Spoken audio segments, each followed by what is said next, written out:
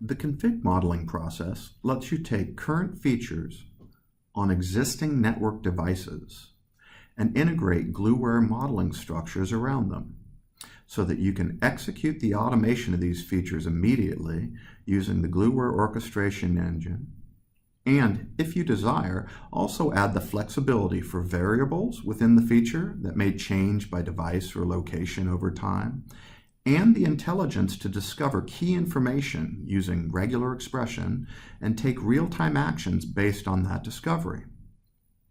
These variables and discovery elements add a great deal of flexibility, reusability, and agility to your automated feature set, but you can also just start by automating one or two features with static CLI and still take immediate advantage of the benefits of Gluware automation and the orchestration engine that runs it all.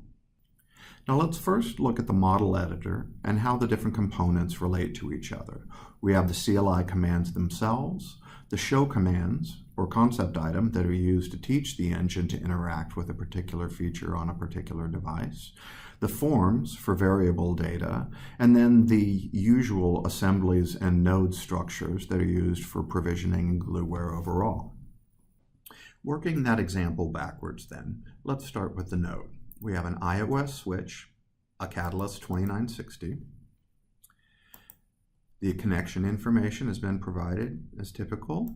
Hardware specs have been auto-detected. We have a feature assembly for this 2960 device that, if we look at it, has two config modeling features, one AAA and one SNMP.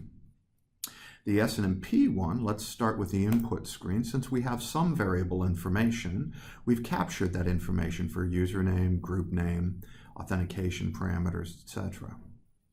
Now let's back up to the iOS assembly, and this is going to be the structure for all config modeling features, which is that you have the feature itself where the CLI and the concept items are pointed to, and then the policy where variable information is identified and input for each different provisioning cycle as appropriate.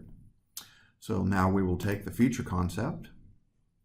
This is the SNMP CLI command group, and you can break your features into groups and then lists of commands, or just simply lists of commands as we have here.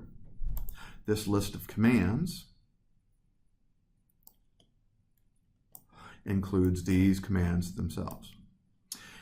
These include the variable information as mentioned, as well as the concept item. Now the concept item is simply the show commands related to that particular feature or function.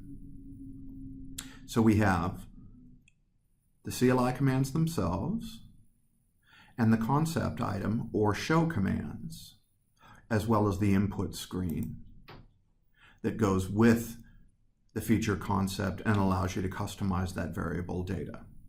And that's the structure of any config modeling feature.